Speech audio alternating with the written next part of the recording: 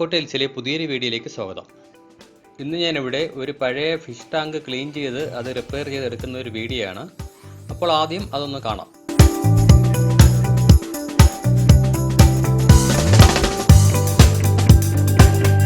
ഇത് ഞാൻ 4 വർഷം മുന്നേ ചെയ്ത ഒരു ടാങ്കാണ്. കുറേ നാളായി ഞാനിത് ഉപയോഗിക്കുന്നില്ല.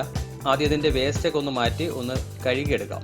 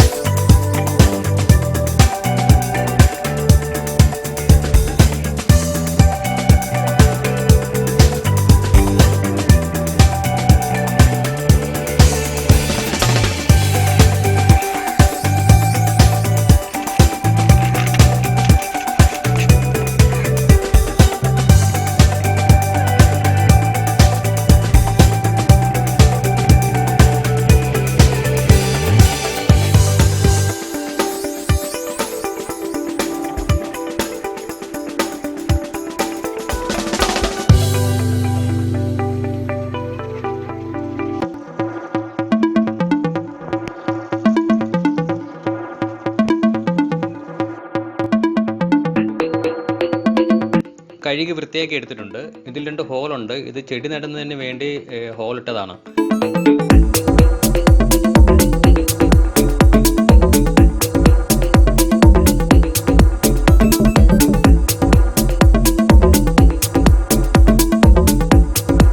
അപ്പോൾ ഇത് അടയ്ക്കാനായിട്ട് ഞാൻ ഇവിടെ വൈറ്റ് സിമെൻ്റ് ആണ് ഉപയോഗിക്കുന്നത്. സാധാ സിമെൻറ്റ് വേണമെങ്കിൽ ഉപയോഗിക്കാം. എൻ്റെ കയ്യിലുള്ളത് ഇപ്പോൾ വൈറ്റ് സിമെൻ്റ് ആണ്. അപ്പോൾ വൈറ്റ് സിമെൻറ്റ് വെച്ച് ഇതിൻ്റെ ഹോളൊന്ന് അടച്ചെടുക്കാം.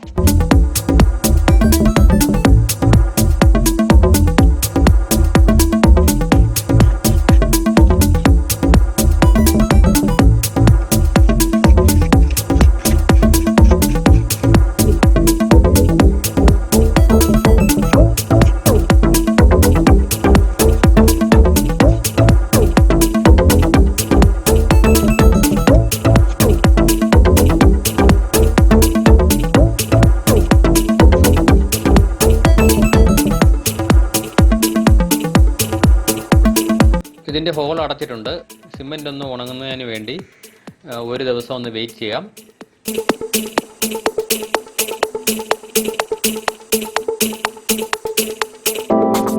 സിമെൻ്റ് ഉണങ്ങിയിട്ടുണ്ട്. ഇതിലേക്ക് നമുക്കിനി വെള്ളം ഒഴിക്കാം.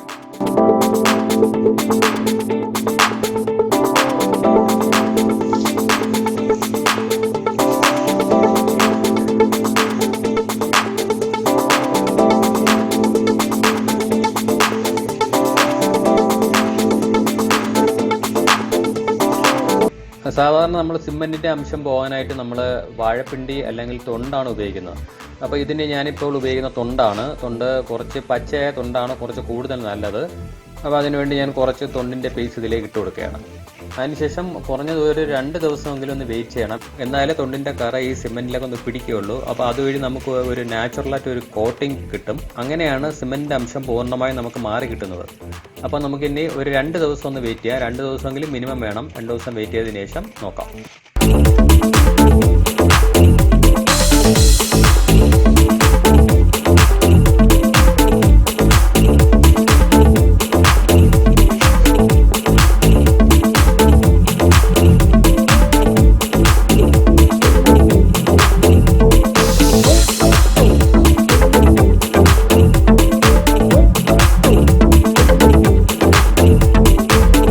ഇതിപ്പോൾ തൊണ്ടിൻ്റെ കറ നന്നായിട്ട് വെള്ളത്തിൽ ചേർന്നിട്ടുണ്ട്. അപ്പോൾ അത് നന്നായിട്ട് ടാങ്കിൻ്റെ അകത്തെല്ലാം നന്നായിട്ട് പിടിച്ചിട്ടുണ്ട്. അപ്പോൾ ഇതിന് നമുക്കൊന്ന് ക്ലീൻ ചെയ്തെടുക്കാം.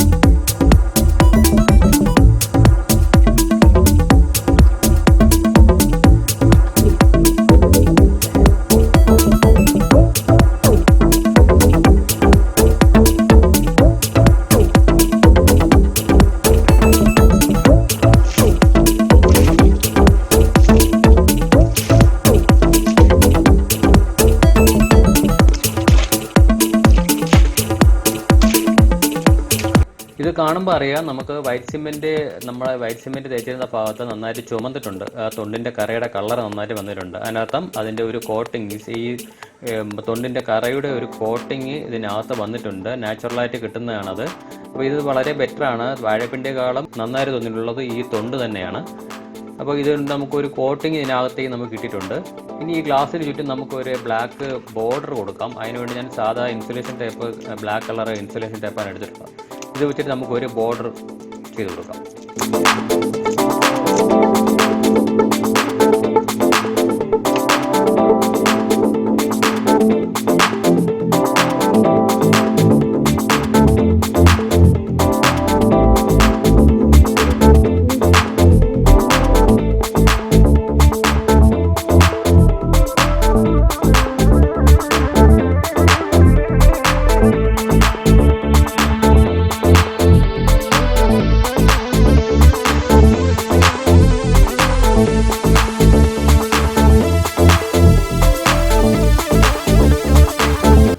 ടാങ്ക് റെഡി ആയിട്ടുണ്ട്. ഇതിലേക്ക് ഞാനിപ്പോൾ കുറച്ച് സ്റ്റോണും എയർ ഫിൽറ്ററൊക്കെ വെച്ചിട്ടുണ്ട്. ഇനി ഇതിൽ വെള്ളം നിറച്ചു കൊടുക്കാം.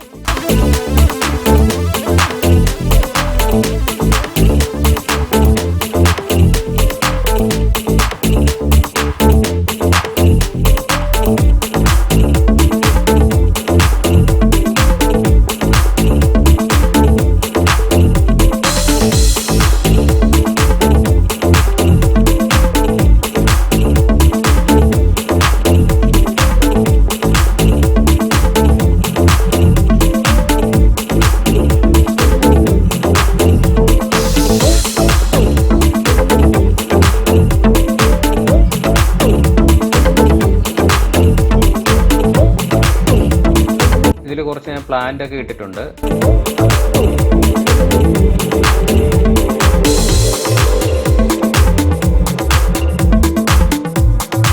ഈ വെള്ളം നിറച്ച് കഴിഞ്ഞാൽ നമ്മൾ നേരത്തെ കിടന്ന ടാങ്കിൻ്റെ വാട്ടറിൻ്റെ ടെമ്പറേച്ചർ ബാലൻസ് ആവാനായിട്ട് നമുക്ക് ഈ ടാങ്കോട് കൂടി തന്നെ ഇതിനകത്തേക്ക് ഇറക്കി വെച്ച് കൊടുക്കാം. ശ്രദ്ധിക്കേണ്ട ഒരു കാര്യമാണ്, നമ്മൾ ഫിഷിന് ഇട്ടേക്കുന്ന വാട്ടർ ടെമ്പറേച്ചറിൻ്റെ അതേ സെയിം തന്നെ ആവണം നമ്മൾ പുതിയതായിട്ട് ഒഴിക്കുന്ന വെള്ളത്തിനും. അപ്പോൾ അതിന് വേണ്ടിയിട്ടാണ് ഇങ്ങനെ വെക്കുന്നത്. ഏകദേശം ഒരു മണിക്കൂറിന് പുറത്തെങ്കിലും ഇതിങ്ങനെ വെക്കണം. വെച്ചാൽ ഈ രണ്ട് ടാങ്കിനകത്തുള്ള ഫിഷ് ഇപ്പോൾ കിടക്കുന്ന വെള്ളത്തിൻ്റെ ടെമ്പറേച്ചറും ഈ നമ്മൾ പുറത്ത് ഒഴിച്ച ടെമ്പറേച്ചറും ബാലൻസ് ആവും, ഒരേ ടെമ്പറേച്ചർ ആവും. അപ്പോൾ അതിന് വേണ്ടി ഇങ്ങനെ ഇറക്കി വെച്ചതിന് ശേഷം അതിനുശേഷം ഒരു മണിക്കൂറിന് ശേഷം നമുക്ക് ഫിഷിനെ ഇതിനകത്തേക്ക് ഇറക്കി വിടാം.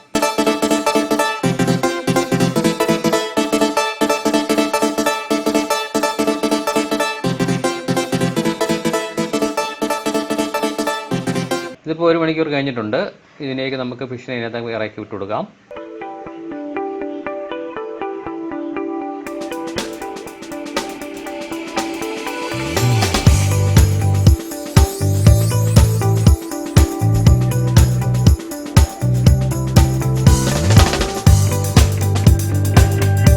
ഇപ്പോൾ ഇത് ഉപയോഗശൂന്യമായി കിടന്ന ഒരു ടാങ്കിനെ ഞാൻ റീസ്റ്റോർ ചെയ്തതാണ്. ഇതിനിപ്പോൾ ഫിഷ് നന്നായിട്ട് കിടക്കുന്നുണ്ട്.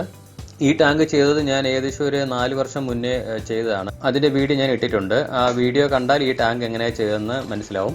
ഞാൻ ഒരുപാട് ടാങ്ക് ചെയ്തതിൻ്റെ വീഡിയോ ഒക്കെ ചാനലിലുണ്ട്. അപ്പോൾ അതൊക്കെ ഒന്ന് കാണണം. അപ്പോൾ നിങ്ങൾക്ക് ഈ വീഡിയോ ഇഷ്ടമായെന്ന് കരുതുന്നു. ഇഷ്ടമായെങ്കിൽ ലൈക്കും കമൻറ്റും ഷെയറും ചെയ്യുക. ഇനിയും ഇതുപോലുള്ള വീഡിയോസ് കാണാനായി ചാനൽ സബ്സ്ക്രൈബ് ചെയ്യുക. അപ്പോൾ ഇന്ന് ഇവിടെ നിർത്തുന്നു. ബൈ.